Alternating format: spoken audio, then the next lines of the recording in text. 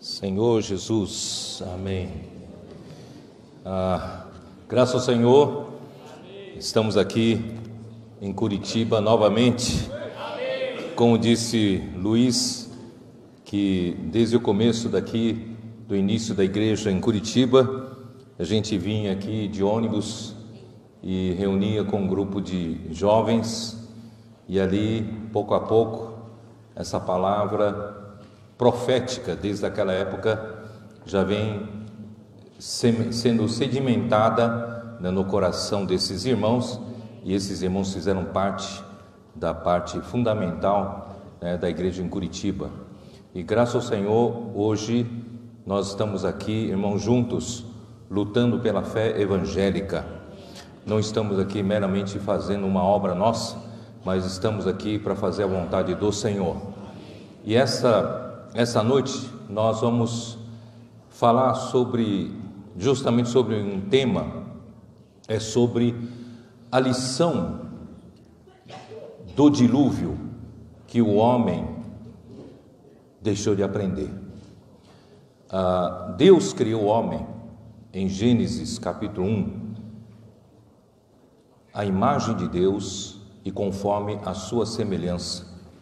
O homem é a única criatura que tem o privilégio de ter sido criado à imagem de Deus. E o homem é a única criatura que foi criado por meio do sopro de Deus. E o sopro do Deus eterno, ele entrou no homem, formando o espírito humano. E cada um de nós hoje tem um espírito que é formado pelo sopro divino. E esse espírito que está em nós faz de nós pessoas que têm a eternidade em nosso coração. Somos a única criatura que tem essa eternidade no coração. Todavia, o homem foi enganado pela serpente, que é uma corporificação de Satanás, enganou a Eva, mostrando para Eva que Deus estava tentando iludir o homem, dizendo para o homem: não comer da árvore do conhecimento do bem e do mal, porque no dia em que comesse, o homem morreria. E a serpente disse para a mulher que o homem não morrerá. Quando comesse, Deus sabe que o dia em que o homem comesse dessa árvore, teria o conhecimento do bem e do mal, isto é, ele saberia discernir o bem e o mal. Isso foi um engodo, foi uma armadilha para desligar o homem que foi criado por Deus para o propósito de Deus, do próprio Deus. E dessa forma, irmãos, o homem caiu pela desobediência à palavra de Deus, pela ofensa de um só homem. Todos os homens se tornaram pecadores, e nós nascemos já pecadores por causa da ofensa de uma só pessoa, Adão, e todos nós vivemos no meio do pecado. E pelo pecado, a morte entrou no homem, e a morte passou para todos os homens. E assim, para Deus, não há solução se não houver o derramamento de sangue, porque sem o derramamento de sangue não há remissão de pecados. Assim o homem, todo homem, está condenado à morte eterna, ao fogo eterno. Mas graças a Deus, Deus já, quando a Eva e o Adão perceberam que erraram, Deus anunciou o Evangelho para eles. Ali em Gênesis 3, podemos olhar aqui, capítulo 3 de Gênesis, versículo 15.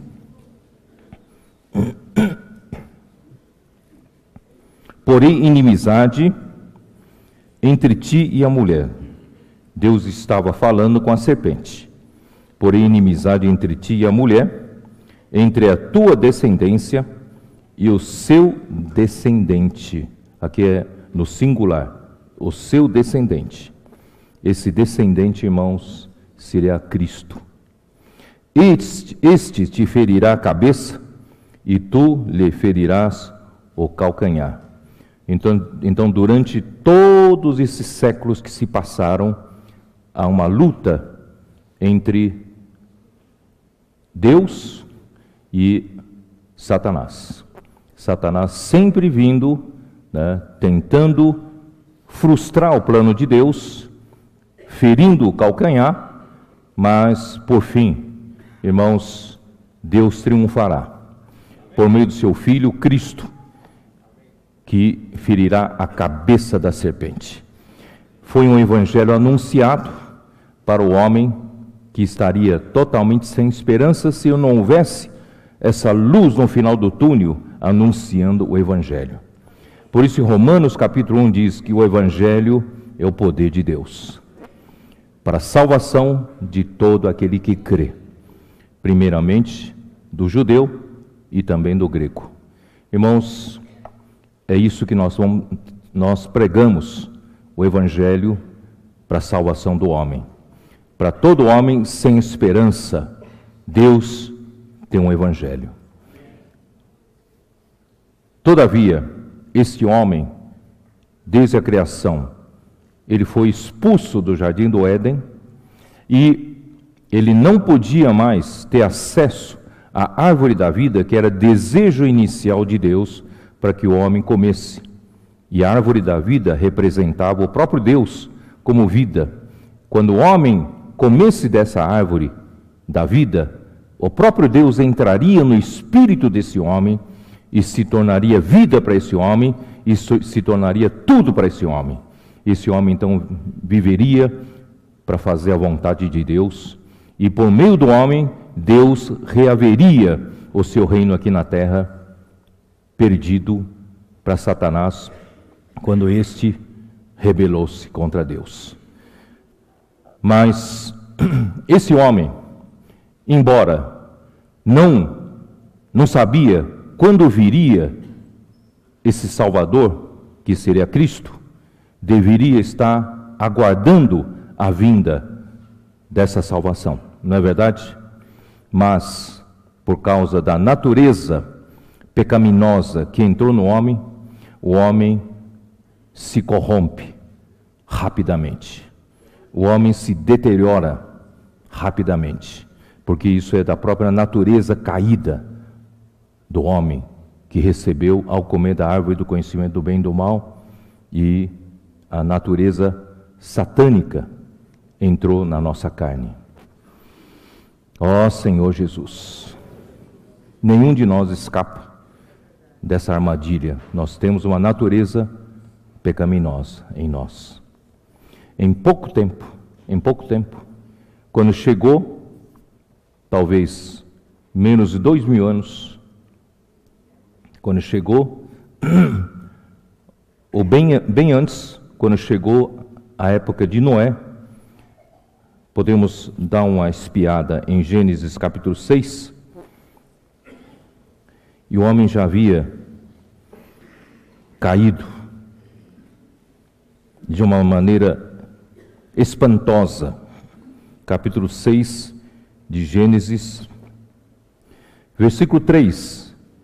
Então disse o Senhor: o meu espírito não agirá para sempre no homem, pois este é carnal, e os seus dias serão 120 anos. Deus, então, a partir desse momento, decidiu reduzir os anos do homem. Versículo 5. Viu o Senhor que a maldade do homem se havia multiplicado na terra, e que era continuamente mal todo o desígnio do seu coração.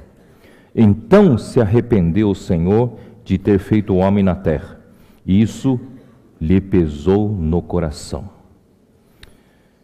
Versículo 11. A terra estava corrompida à vista de Deus, e cheia de violência. Viu Deus a terra, e eis que estava corrompida, porque todo ser vivente havia corrompido o seu caminho na terra. Então disse Deus a Noé: resolvi dar cabo de toda a carne, porque a terra está cheia de violência dos homens, eis que os farei perecer juntamente com a terra. Irmãos, esta era a situação que o homem caiu muito rapidamente. É espantoso como essa natureza que está dentro de nós, caída, nos leva a corromper-nos tão rapidamente. Não sei se você sabe que os próprios cientistas reconhecem que o universo em que habitamos, nesse mundo físico visível, tridimensional, cartesiano, é um universo que está indo para um fim. Ele está indo para a sua própria destruição.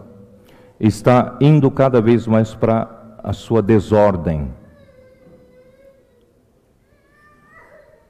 Eles usam a palavra que é usada na termodinâmica: entropia.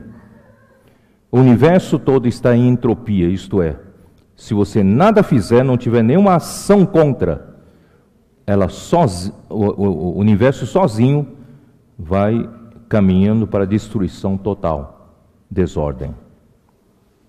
O sol, que nós desfrutamos do seu calor e da sua luz, e de todos os benefícios que a luz solar traz, a energia solar traz, ele está consumindo milhões de toneladas de sua massa em fusão nuclear para produzir essa energia toda e luz para nós, e calor.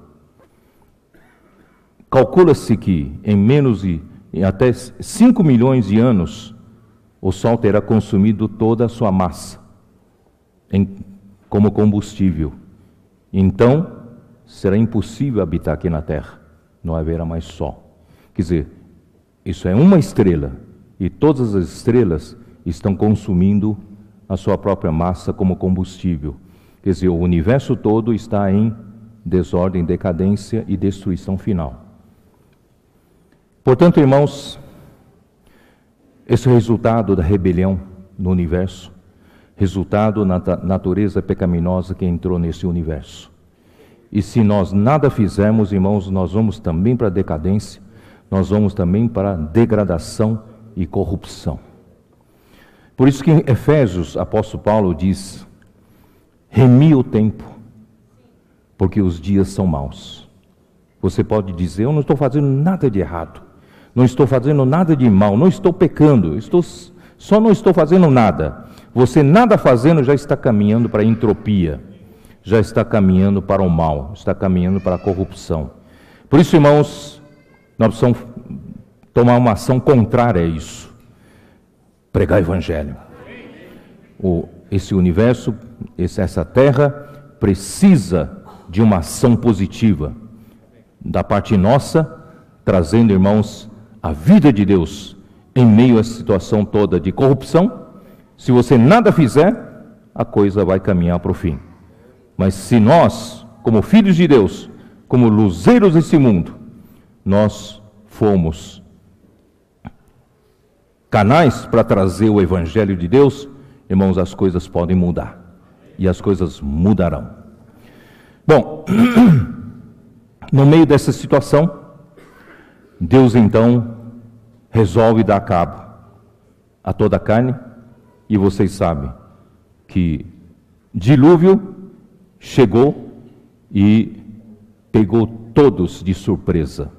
Enquanto todos ali na época comiam, bebiam e se divertiam. Não é isso? Onde está? Acho que Mateus 24 fala isso, não fala? Quem sabe? Pode me ajudar.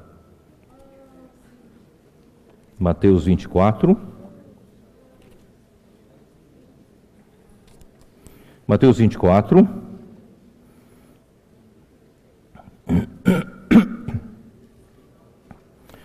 Vou ler desde o versículo 35.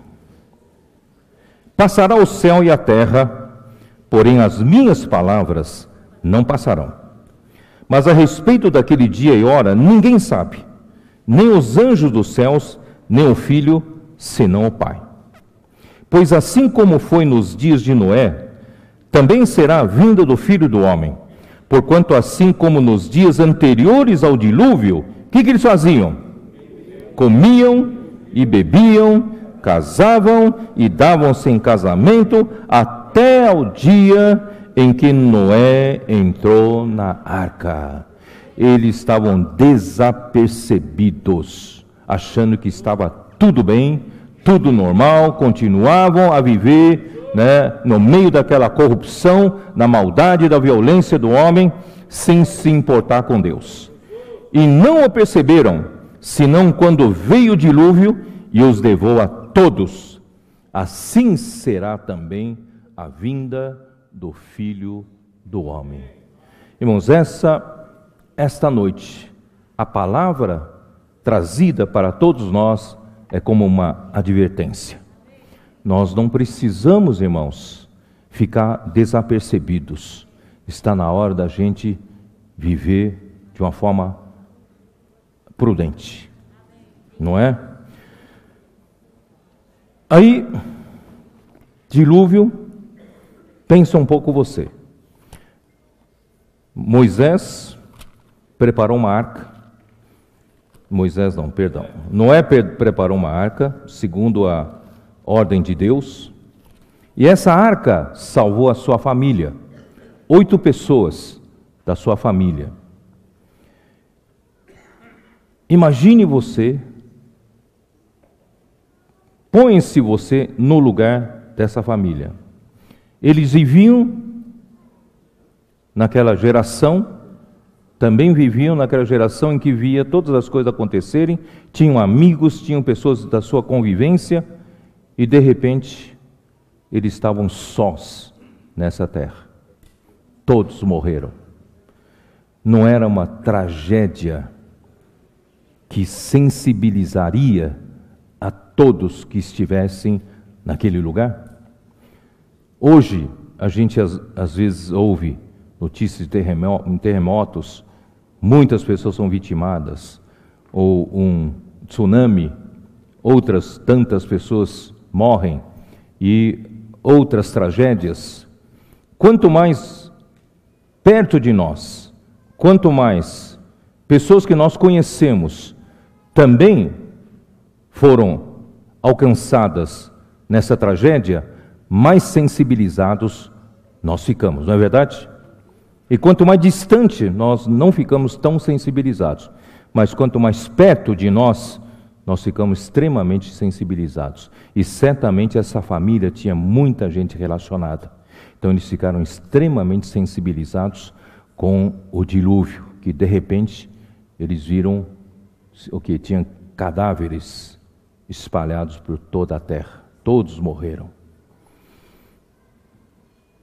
Que sentimento você teria?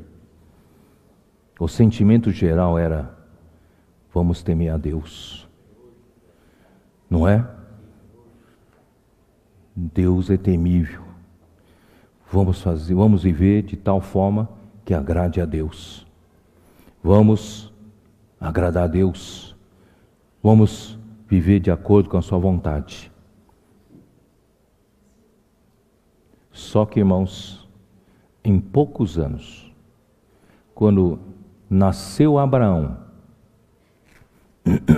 se você pegar a genealogia de Gênesis, você somar do dilúvio até o nascimento de Abraão, dá exatamente 290 anos.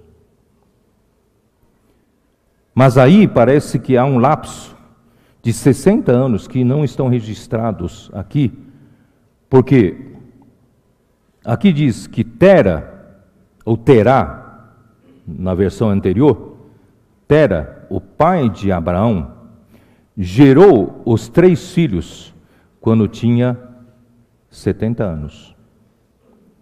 Só que, quando tinha 70 anos, parece-me que ele gerou o filho mais velho, Arã. E o filho mais velho, Arã, morreu. Deixou Ló órfão, né, e deixou a Milca. E depois deve ter gerado o Naor. E por fim gerou Abraão. Então, entre o filho mais velho, Arã, e Abraão, parece ter havido 60 anos que não estão descritos aqui. Mas isso parece que está no livro, a Bíblia chama de livro dos justos, o livro, né, que parece que em termos de cronologia está mais detalhado. Então, se você... Por quê? Porque com esses 60 anos, você consegue afinar a Bíblia, porque, não sei se vocês vão entender o que eu estou dizendo. Em Atos 7, Estevão falou que Abraão saiu de Harã quando seu pai morreu. E o seu pai morreu em Harã aos 205 anos. E Arão, quando saiu de Harã, tinha 75 anos. Mas se você pegar 70 anos em que gerou os 3 filhos, mais 75 anos, então Arã teria... Tera teria 145 anos. Então, só que ele morreu com 205 anos, tem uma diferença de 60 anos. Então, se você, né, se nós colocarmos 60 anos entre o nascimento de Arão e de Abraão, então é exatamente no ano em que Tera morreu em Harã, 205 anos, é que Abraão saiu de Harã. E se você somar esses 60 anos, do dilúvio até o nascimento de Abraão, são 350 anos. E se você for ver, fazendo as contas, que Noé ainda estava vivo naquela época, e o Noé morreu exatamente no ano em que Abraão nasceu. 350 anos depois do dilúvio. Isso está escrito no livro de Gênesis. Então, em poucos 350 anos, o homem havia já sido corrompido, indo após outros deuses, criando ídolos para adorarem e deixando de lado esse Deus verdadeiro. Irmãos, é isso que eu quero dizer para vocês, como se a gente não fizer nada, a natureza pecaminosa dentro de nós nos corrompe rapidamente. Por isso, irmãos, nós precisamos viver apercebidamente. Não deixe o velho homem te arrastar para a destruição. Viva no novo homem. Viva no Espírito. Se alimente da palavra saudável, para você não se corromper, não se deteriorar com essa geração por causa dessa natureza pecaminosa. Bom, onde eu quero chegar? Rapidamente, eles se espalharam pela Mesopotâmia. E Mesopotâmia, não sei se vocês sabem, é banhado por 2 rios. Um rio Eufrates e o rio Tigre. E ambos os rios nascem nas montanhas de Turquia de hoje, da Turquia de hoje. Ambos os rios nascem e descem e quer dizer, desembocam no Golfo Pérsico de hoje. E a bacia formada por esses 2 rios chama-se Mesopotâmia. É uma região fértil, uma região em que os filhos de Sem, os semitas, eles se espalharam na região de Mesopotâmia. E Ur dos caldeus ficava bem ao sul da Mesopotâmia, já perto do Golfo Pérsico. Eu tenho um mapa aqui, não sei se consegue, os irmãos já puseram ali, né? Não sei se os irmãos estão conseguindo ver aqui, né? Hã? Cadê o outro?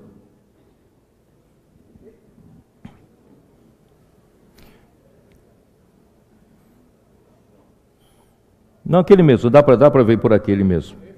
É que eu estou sem... Alguém tem algum apontador laser, não? Hã? É, aquele primeiro lá. Onde está? Esse aqui, isso. Ó, Ur dos Caldeus, não sei se eu consigo ir até lá. Ur dos Caldeus está aqui, ó. Tá vendo? Ur está aqui, ó. Aqui é o Golfo Pérsico. Ali é Ur, tá? E ali você está vendo um rio, e ali, aqui é o rio Eufrates, aqui é o rio Tigre. Ambos rios nascem nas montanhas da Turquia e desembocam aqui no Golfo Pérsico. E certamente essa cidade era muito próspera, se não a maior cidade da época, porque já naquele tempo dependia do comércio, com a troca de mercadorias. As mercadorias que vinham da parte marítima, né? E também da parte, né, que vem das caravanas, lá da terra de Canaã até o Egito. O Egito fica lá do outro lado. E faziam essa volta. Por que essa volta? É justamente a parte mais fértil. Porque aqui no meio é um deserto. É muito difícil atravessar um deserto aqui, tá? Deserto arábico está aqui. Então, Ur está aqui. Harã está ali ao norte. Tá, vocês estão vendo lá em cima? Harã está ali ao norte.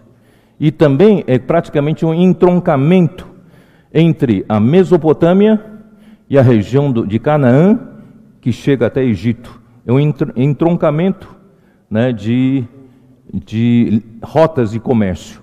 Então, Harã também é um lugar próspero, tá? E depois Abraão desceu para Canaã, tá? E depois ele desceu para o Egito e voltou, tá? Então, só para vocês se situarem. Estou falando isso só para vocês se situarem. Bom, eu vou começar dizendo o seguinte. Na época, os homens... Josué 24, versículo 2. Abra sua Bíblia. Josué 24, versículo 2. Vai mostrar em que ambiente Abraão nasceu e viveu.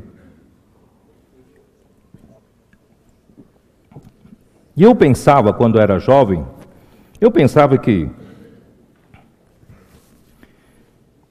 que Abraão nasceu num lar cristão, né? Na nossa concepção.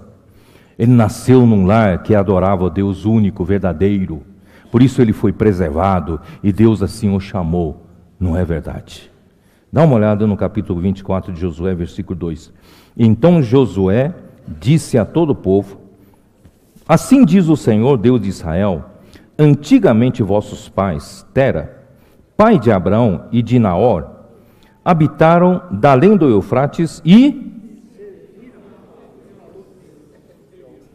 É isso mesmo que está na sua Bíblia? Serviram a outros deuses. Irmão, são 350 anos apenas do dilúvio. E Noé ainda estava vivo. Será que o patriarca não consegue influenciar sua descendência? E o homem já havia caído em completa situação de paganismo, adorando a deuses, a ídolos. E pelas escavações se descobriram que os mesopotâmios, eles eram exímios construtores de templos de adoração a ídolos e de sacrifício a ídolos. Esses templos eram templos de base quadrada e com o perfil inclinado, com a escadaria e formado de vários platôs, e o último platô era servido para servir a Deus, cultuar deuses e a sacrificar-se para os deuses. E esses templos eram chamados de Zigurate. Está aí, não? Acho que tem um desenho, tem uma ilustração a isso aqui, ó. Tá vendo? Isso chama-se zigurate. Era a construção daquela época da Mesopotâmia. E se você olhar para a Torre de Babel, vamos abrir as nossas Bíblias em Gênesis 11. Você vai perceber que a Torre de Babel nada mais é do que tomaram como base a construção de um zigurate e fizeram uma torre cujo topo eles queriam que atingisse o céu. No capítulo 11, versículo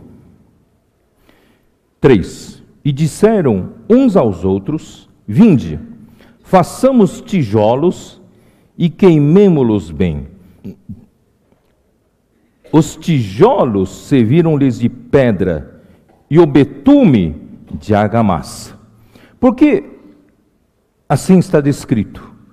Porque se você visitasse Israel de hoje, na terra de Canaã, você irá perceber que ali tem pedras em abundância, de sobra.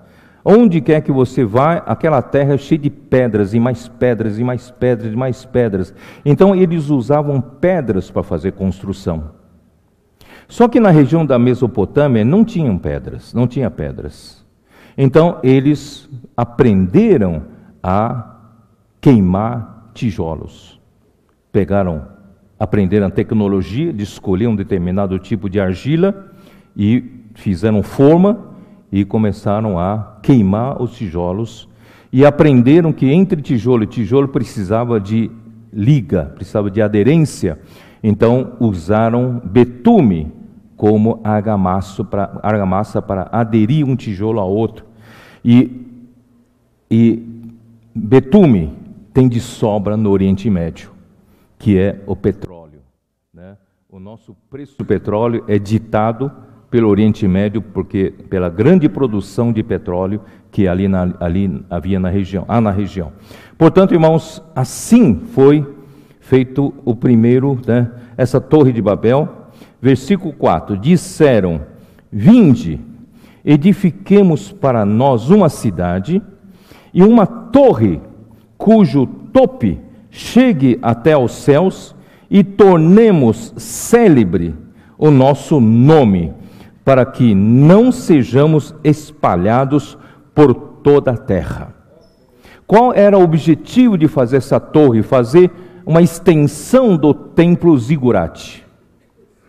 Irmãos, era para tornar célebre o nome do homem. Mas esse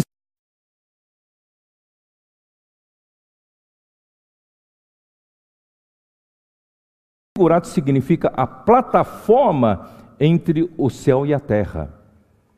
Eles queriam o quê? Construir no topo lugar para contactar os deuses, sacrificar aos deuses, mas o objetivo, irmãos, é para tornar célebre o nome do homem.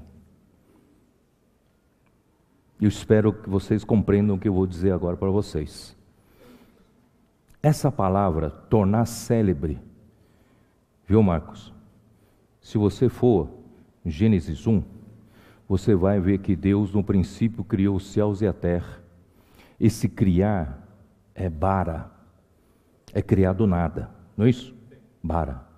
Mas tem outro criar, que o Senhor, por exemplo, criou o firmamento, fez o firmamento. Esse fazer já não é bara, porque ele já faz a partir da matéria-prima existente. E esse verbo usado para fazer, a gente estudava, era asa. E o Flávio Nobre me corrigiu a pronúncia e disse que é assa. Assá. Quer dizer, nós entendemos como asa, né? Mas assá, quer dizer, fazer, tornar célebre o nome do homem significa fazer o nome. Vocês estão me entendendo ou não? Fazer o nome do homem. Fazer uma marca. Hoje, as marcas tem mais valor do que o produto. É ou não é? Então, se você fizer a marca, você está feito. Porque onde você colocar, todo mundo quer aquela marca. A marca tem muito valor. Então, hoje as companhias, as empresas estão fazendo de tudo para fazer a marca. Irmãos, naquele tempo o homem queria fazer o nome do homem. Fazer o homem, fazer esse nome, tornar o nome do homem célebre em toda a terra. Por que isso? Eu expliquei um pouco lá em Vila Velha, no Espírito Santo. Porque o homem acabara, eu digo acabara, porque são 350 anos, não são 3 a 4 séculos. Saiu de um dilúvio, de uma tragédia da dimensão universal, e onde o homem passou a temer a Deus. Só que eles confiaram na aliança de Deus que fez com o homem, que não mais destruirá o homem com dilúvio outra vez, mandando o arco-íris. Isso nos dá, irmão, de certa forma, uma certa tranquilidade, que Deus não irá outra vez destruir-nos todos através do dilúvio. Se Ele quiser, Ele pode destruir, não é? Mas Ele não vai fazer mais isso, porque Ele já fez a aliança com Noé, fez a aliança com o homem. Todavia, o homem passou a viver com medo de Deus, com medo de ofender a Deus, com medo de fazer coisa errada para não receber castigo. Isso eu digo às primeiras gerações de Noé. Mas com o tempo, por desconhecer o coração de Deus, por desconhecer a economia de Deus, o propósito nobre pelo qual Deus criou o homem passou, pela natureza pecaminosa, se tornar egocêntrico. Ele só pensa nele, é ou não é verdade? Só pensa nele. E pensando nele, ele chega um determinado momento, vai dizer: por que eu preciso viver com tanto medo de Deus? Por que eu preciso viver assim, com temor, com medo de errar, com medo de castigo de Deus? Deixa isso para lá, vamos fazer o nome do homem. Vamos fazer a vontade do homem. Por que não podemos fazer a vontade? Não declaramos nossa independência. Nós não precisamos ficar mais debaixo dessa, desculpe-me falar, tirania de Deus. Dessa ditadura da vontade de Deus. Por que nós não podemos fazer a nossa vontade? Irmãos, foi partindo dessa forma. Não sei se vocês sabem o que eu estou falando. Aí com isso, o homem então cria ídolos. O que é ídolo, irmãos? O que é um ídolo? Claro que nós aprendemos no nosso passado da igreja que um ídolo é tudo aquilo que substitui o lugar de Deus. Pode ser uma coisa, pode ser uma pessoa, tudo aquilo que, toma o lugar de Deus no meu coração, aquilo é um ídolo, sem falar no ídolo material físico, não é isso? Que alguns de nós adoravam antes. Mas, irmãos, de onde se originou essa questão de idolatria? A necessidade de idolatria, de onde saiu? E por que em Colossenses capítulo 3 fala? Vamos dar uma olhada. Colossenses 3. Sempre me intrigou esse versículo. Nunca entendi direito. Agora estou entendendo melhor. Capítulo 3, versículo 5 de Colossenses.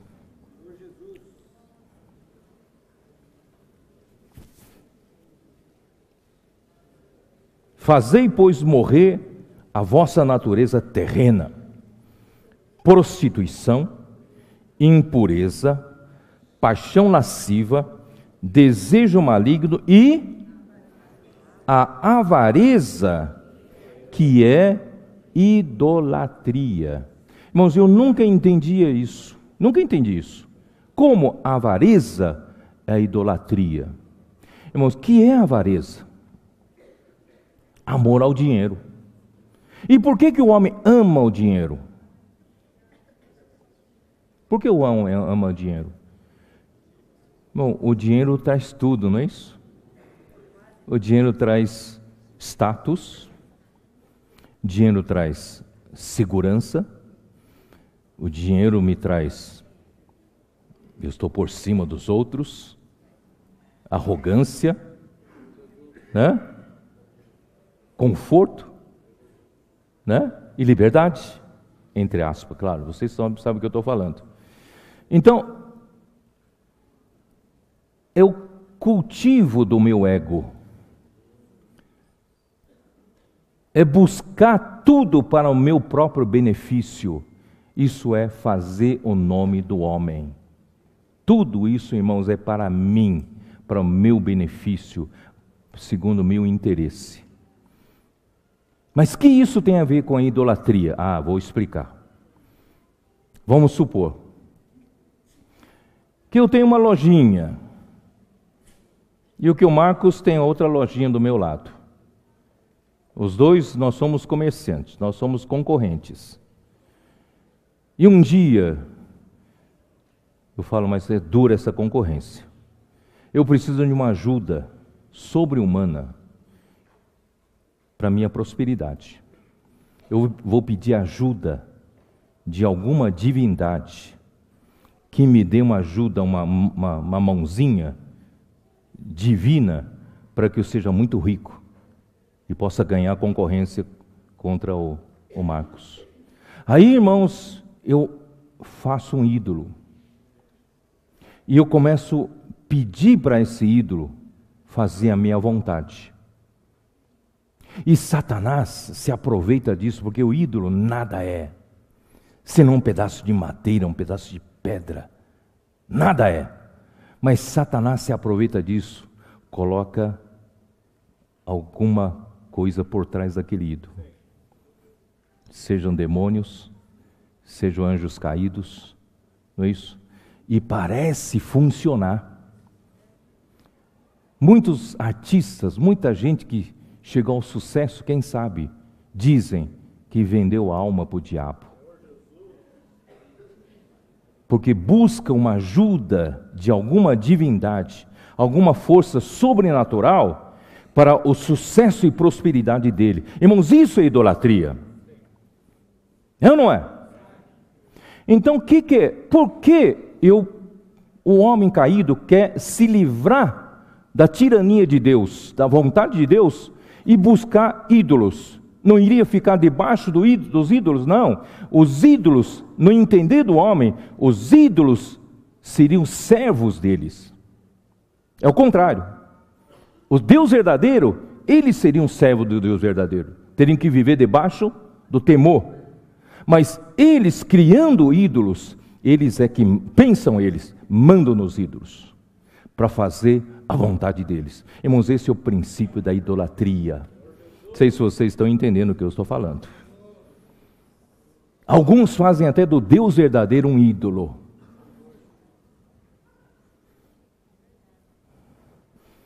Nunca aparece numa reunião de oração. O dia que ele perde o emprego, ele é o primeiro a aparecer na reunião de oração.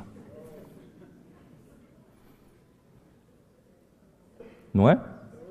Vive distante de Deus. Os irmãos visitam distante de Deus. Um dia a enfermidade vem. Ele pede ajuda para todos os irmãos para visitarem, orar por ele. Irmãos, isso é fazer de Deus seu servo, fazer de Deus seu ídolo, mandar Deus fazer o que você quer. Irmão, nós estamos aqui para fazer a vontade de Deus, não Deus fazer a nossa vontade.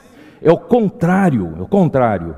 Mas naquele tempo, irmãos, os homens difundiram a idolatria, porque cada um queriam buscar um certo interesse. Deus da fertilidade. As mulheres da minha casa não estão conseguindo ter filhos, então vou fazer um ídolo, chamo de um deus, uma deusa da fertilidade, não é assim? Agricultor plantando e precisa mandar chuva no tempo certo. E eu então crio um ídolo para que eu invento um ídolo de Deus da chuva. O Deus da prosperidade na plantação, na colheita, não é assim? Aí vem o que? Deus, o Deus protetor dos motoristas. Vocês sabem o nome, não vou dizer, não é isso? O Deus o quê? Casamenteiro, santo casamenteiro. O que mais? Que ajuda a achar coisa perdida, isso? É? E dizem que tem até um Deus, um santo para garganta. Tem ou não tem? Tem. Irmãos, aí cria-se milhões de deuses, mas o princípio é um só. Você cria deuses para seu benefício próprio. Está certo ou não? Ó Senhor Jesus. É nesse ambiente, irmãos, que Abraão nasceu. É nesse ambiente pagão que Abraão foi criado. E de repente, Estevão diz em Atos 7, que o Deus da glória apareceu a Abraão. Atos 7.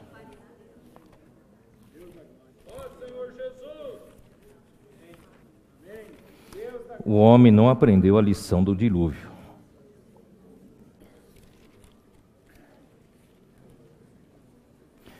Versículo 2, 7:2. Estevão respondeu: varões, irmãos e pais, ouvi.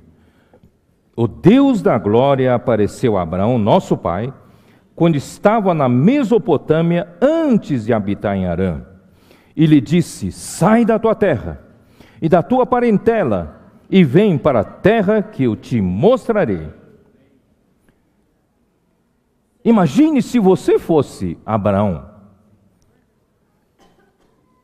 vivendo no meio desse mundo pagão.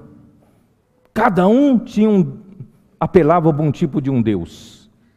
Parece que em Ur, o Deus que aquela cidade mais venerava era o Deus Lua, parece. E depois chegaram em Harã. Harã também adorava o mesmo Deus, o mesmo ídolo. Então o pai dele não sentiu muita diferença indo de Ur para Harã. Mas, irmãos, Abraão foi diferenciado. Ele não teve forças para sair de Mesopotâmia, sair de Ur. Mas Deus levanta as circunstâncias. Por isso, irmão, basta ter o coração. Eu vou falar isso amanhã, não vou falar hoje não. Vou deixar para falar amanhã. Mas eu quero falar hoje, irmão, sobre Romanos 1. Vamos lá para Romanos 1. Romanos 1. Ó Senhor Jesus. Versículo 18. Quando Paulo relata a situação em que caiu a humanidade, Paulo, na verdade, está falando desde a história, desde a criação, desde o tempo do dilúvio e desde o tempo de pós-dilúvio, tá? A ira de Deus se revela do céu contra toda impiedade e perversão dos homens que detêm a verdade pela injustiça. Irmãos, eles sabiam da verdade. Eles sabiam onde estava a verdade, com quem estava a verdade. Porque eles, o quê? Noé, quando saiu da arca, construiu um altar. Eles sabiam que deveriam adorar o Deus verdadeiro, não é isso? Só que com o tempo, irmãos, pelo egocentrismo do homem, preferiu praticar injustiça para segurar a verdade, reter a verdade. E a injustiça, então, irmãos, prosperou. E a justiça ficou retida. Versículo 19. Porquanto o que de Deus se pode conhecer é manifesto entre eles, porque Deus lhes manifestou. Irmão, Deus lhes manifestou ou não? Do tempo do dilúvio e pós-dilúvio, Deus sempre tem se manifestado para o homem.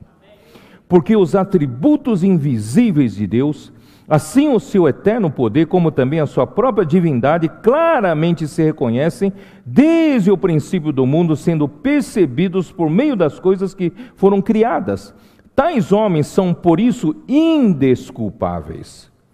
Porquanto, é aqui onde eu quero chamar a atenção, tendo conhecimento de Deus. Irmãos, era uma geração que conhecia Deus. É uma geração que passou pelo dilúvio. Deus salvou uma família inteira, para essa família começar a viver temente a Deus. Eles tinham conhecimento de Deus.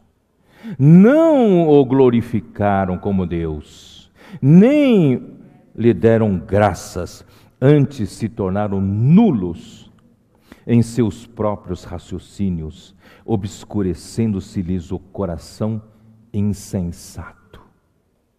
Vamos ver, é assim que o homem escolheu esse caminho. Inculcando-se por sábios, tornaram-se loucos. Hoje tanta gente se acha tão sábio, falando coisas arrogantes, irmãos, mas na verdade não passam de tolos, loucos. E mudaram a glória dos Deus incorruptível em semelhança da imagem do homem corruptível, bem como de aves, quadrúpedes e répteis. Por isso Deus entregou tais homens à imundícia, pelas concupiscências de seu próprio coração, para desonrarem o seu corpo entre si. Quer dizer, Deus não acrescentou nada, é a própria concupiscência que já está na natureza pecaminosa do homem, é que acabou de corromper o homem. Pois eles mudaram a verdade de Deus em mentira, em ídolos, para se beneficiarem, adorando e servindo a criatura em lugar do Criador, o qual é bendito eternamente. Amém.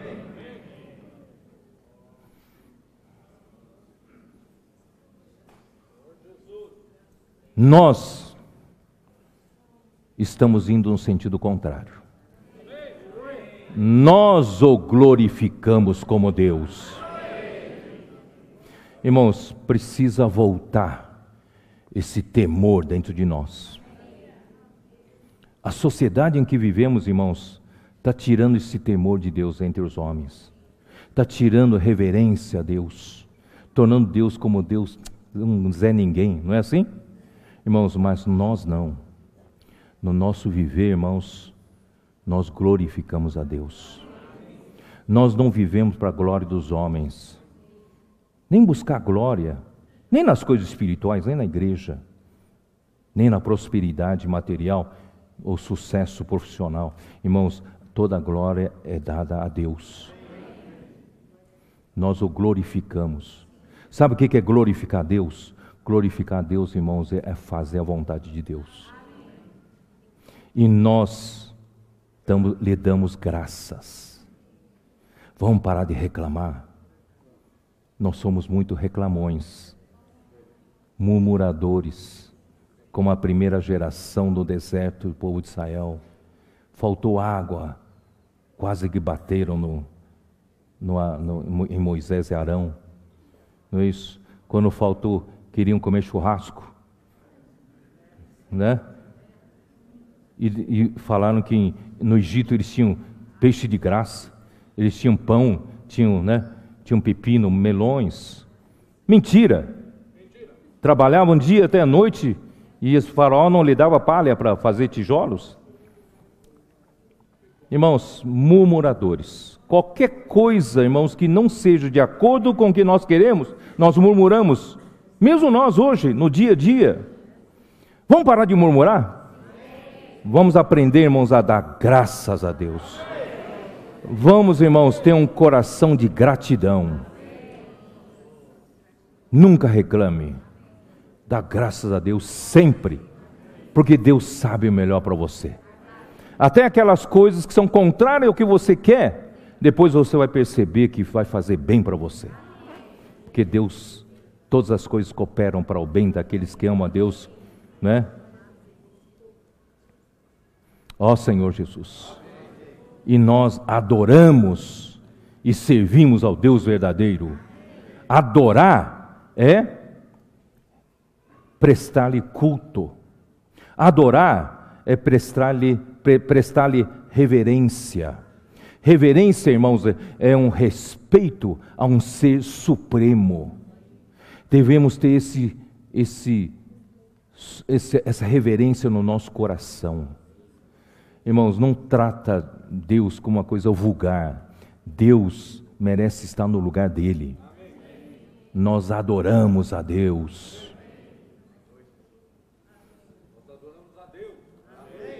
Esse momento de uma reunião da igreja é um momento de reverência a Deus.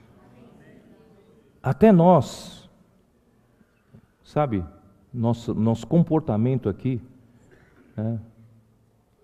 horário de chegada, pontualidade, entra e sai quando quer, tal. Irmão, tudo isso deve ser restrito pela nossa reverência a Deus. Até uma atitude minha correta com quem fala, uma atitude correta com os irmãos, com as irmãs, irmãos, eu tenho que saber que eu tenho que ter reverência a Deus. Eu falar mal dos irmãos, estou ofendendo, respeito a Deus.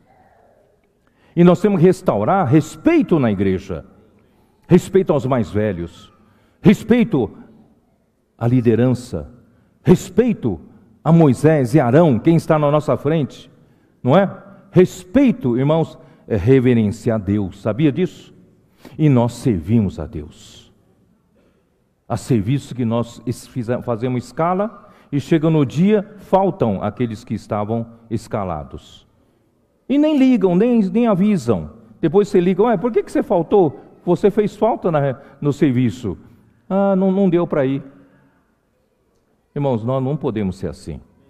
Tudo que fazemos, irmão, por Senhor, tem que fazer com reverência, com temor. Hoje o Luiz me mostrou um versículo, não é? Atos 2, não é isso? Dá uma olhada em Atos 2.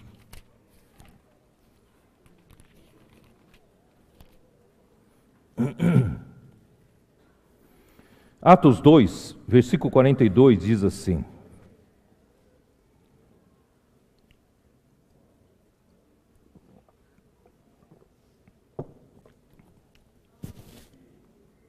Luiz, eu posso ir até que horas?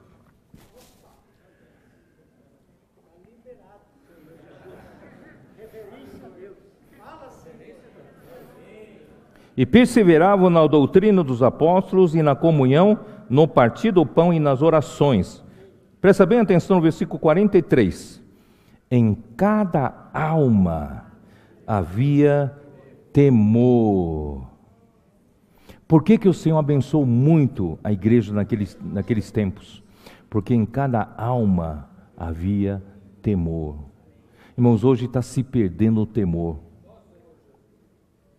Mesmo entre nós, irmãos, há muita informalidade, nos tirou muito temor. Temor de falar mal dos outros, temor de falar mal da liderança, temor de criticar, não é isso? Irmão, nós precisamos ter temor. Cada alma havia temor. E muitos prodígios e sinais eram feitos por intermédio dos apóstolos, porque havia um clima de temor, de reverenciar o Deus verdadeiro. Todos os que creram estavam juntos e tinham tudo em comum. Versículo 46, diariamente perseveravam unânimes no templo, partiam pão de casa em casa e tomavam suas refeições com alegria e singeleza de coração, louvando a Deus e contando com a simpatia de todo o povo. Enquanto isso, acrescentava-lhes o Senhor dia a dia os que iam sendo salvos. Irmãos, se nós restaurarmos essa reverência a Deus, colocar Deus em primeiro lugar, nós não queremos nos aproveitar de Deus para fazer a nossa vontade, não. Nós estamos aqui, irmãos, incondicionalmente para fazer a vontade de Deus, em detrimento da nossa. Você está disposto? Não. Em detrimento da sua vontade, para fazer a vontade de Deus.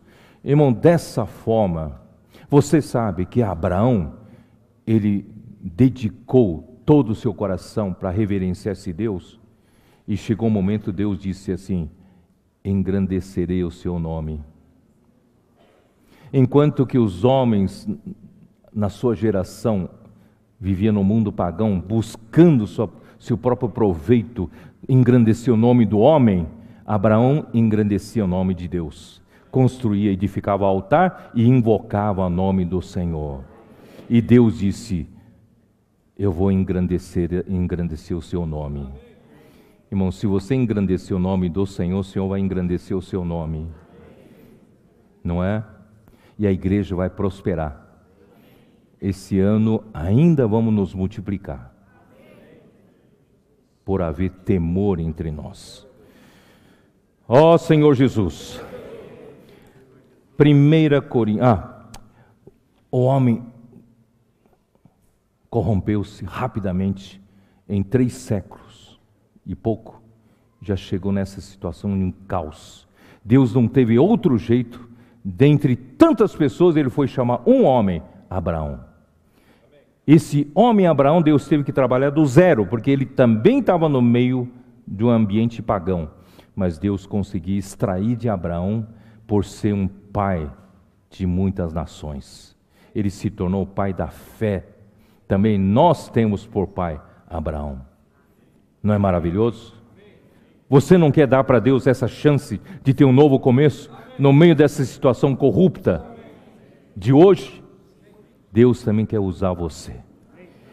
Ó Senhor Jesus. E o homem se corrompe muito rapidamente. Êxodo, né? 32.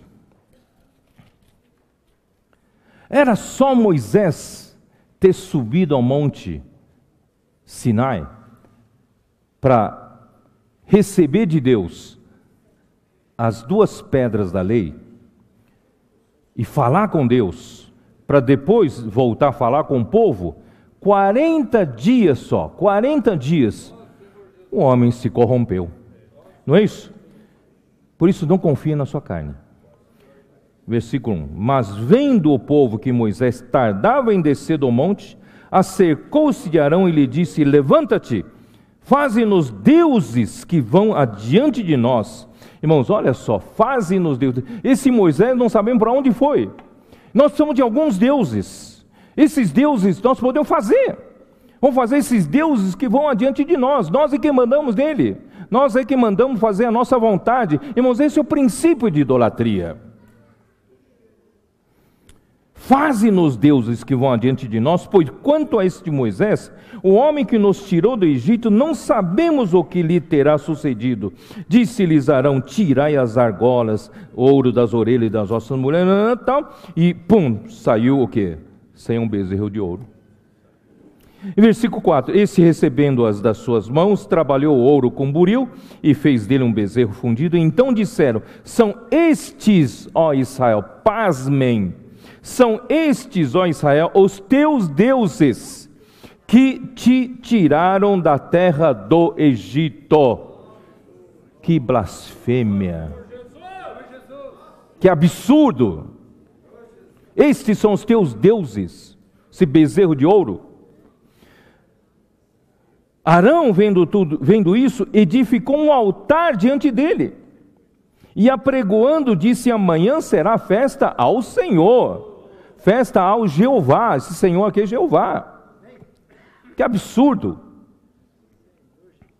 No dia seguinte, madrugando, e ofereceram holocaustos, e trouxeram ofertas pacíficas, e o povo assentou-se para comer e beber, levantou-se para divertir-se. Irmão, tudo que o homem quer é comer, beber, se divertir. Esse negócio de fazer a vontade de Deus, irmão, não está com nada. Se nós criarmos um Deus que nos fazem comer e beber todos os dias, se divertir, irmãos, é esse Deus que nós queremos?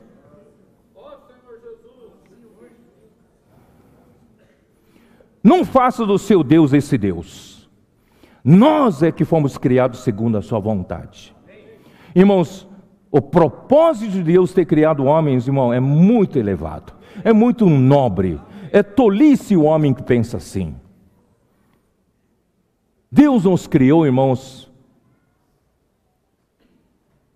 nos predestinou para a filiação, para sermos herdeiros dele, herdar o reino do porvir. Ele quer nos preparar.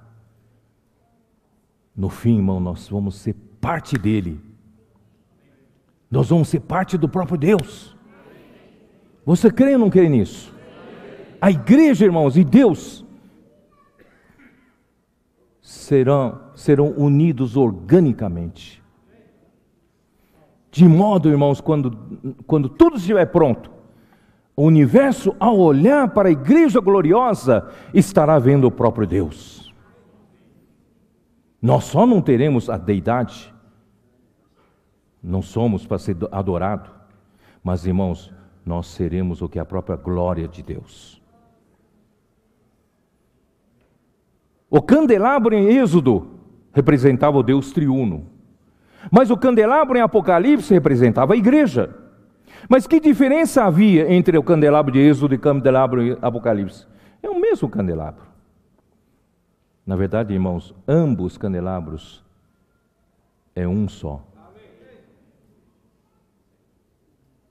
O homem é tolo demais.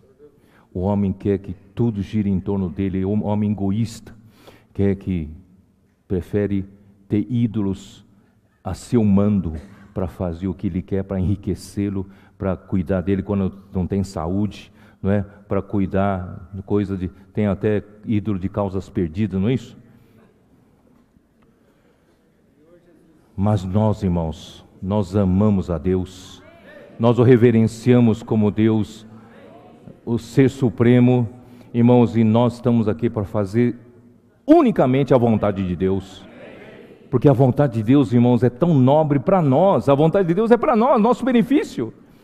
O homem é tão tolo que quer buscar um benefício para si, para nada. O benefício que o homem quer obter para si, irmãos, só dura esse mundo, temporário.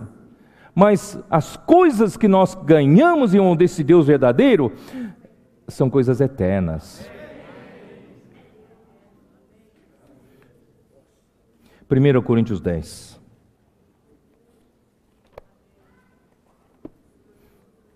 Acho que eu vou terminar por aí, né? Senão vou estender demais o tempo. 1 Coríntios 10.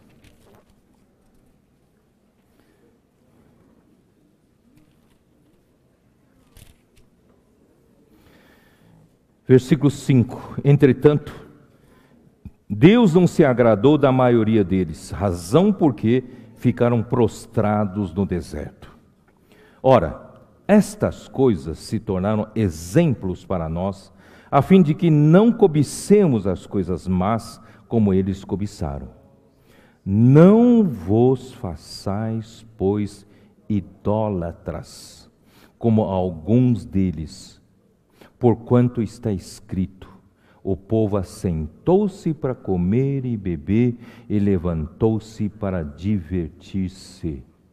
Quando nós vivemos, irmão, só para comer, beber, se divertir, nós estamos vivendo o princípio de idolatria, sabia? Mas nós não somos assim. Nós vivemos, por isso, irmãos, vivemos em outra dimensão. Né? A igreja, como é que é? Igreja. Feliz. Na igreja estou. Essa é outra dimensão. Enquanto a dimensão terrena, todo mundo pensa em amanhã fazer um bom churrasco, né? E nós, irmãos, estamos aqui para fazer a vontade de Deus. E não pratiquemos imoralidade como alguns deles fizeram e caíram num só dia, 23.000. Não ponhamos o Senhor à prova, como alguns deles já fizeram e pereceram pelas mordeduras das serpentes. Nem murmureis, como alguns deles murmuraram e foram destruídos pelo exterminador. Estas coisas lhes sobrevieram como exemplos e foram escritas para a advertência nossa, de nós outros, sobre quem os fins dos séculos têm chegado. Aquele, pois, que pensa estar em pé, veja que não caia. E espero, irmãos, que com isso, com essas palavras, a gente conheça um pouco a nossa natureza. Como se a gente deixar essa natureza do velho homem correr solta, irmão, nós vamos para a corrupção fatalmente. E nós vamos, irmãos, nos perecer, seremos destruídos, como todos esses homens foram destruídos. Mas se nós vivemos do novo homem, desvestimos do velho homem, essa natureza terrena caída, nós vamos desvestir, irmão, de toda a prostituição, de toda desejo lascivo, né? Toda a malícia, e nós vamos deixando a avareza, que é a idolatria, porque nós não estamos aqui, irmãos, buscando o nosso benefício próprio. Nem estamos aqui buscando nossa própria prosperidade. Nós trabalhamos sim, trabalhamos com afinco. Seriamente, porque nós temos o Senhor dentro de nós, temos um propósito. Mas, irmãos, o amor ao dinheiro não está em nosso coração. Nós estamos aqui para servir ao Deus verdadeiro. E esse temor a Deus vai fazer a igreja se multiplicar. Todas as pessoas que entram aqui no nosso meio vai ver, irmãos, verdadeiro amor entre nós. E vai ver a reverência entre nós, o respeito mútuo entre nós e principalmente respeito ao Deus verdadeiro. E tudo que fazemos, irmãos, nós fazemos debaixo dessa reverência, debaixo desse temor. Irmãos, a igreja vai se multiplicar.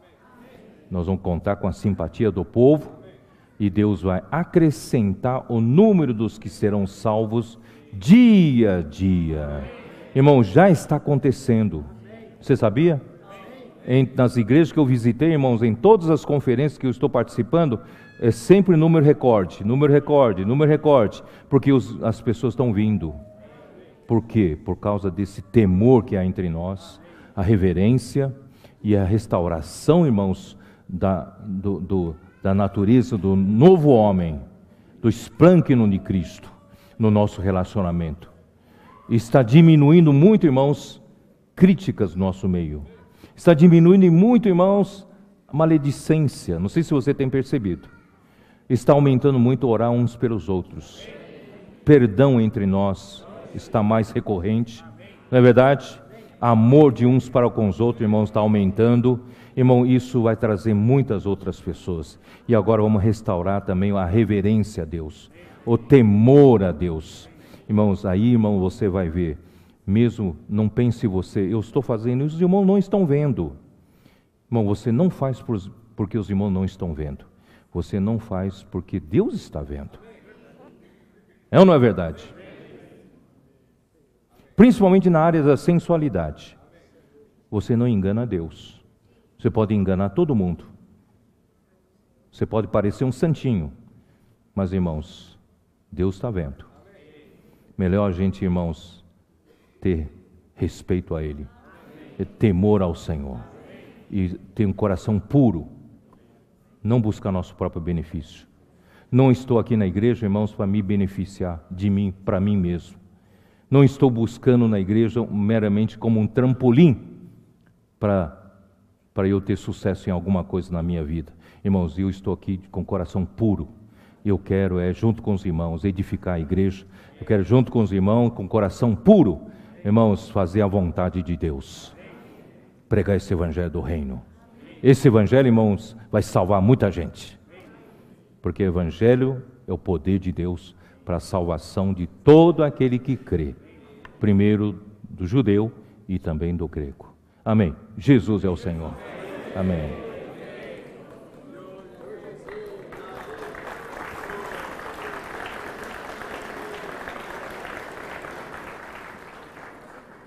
Vamos fazer pequenos grupos? Vamos ficar de pé, fazer pequenos grupos ainda, irmãos. Tenta me ajudar para que vocês possam trocar ideias entre vocês.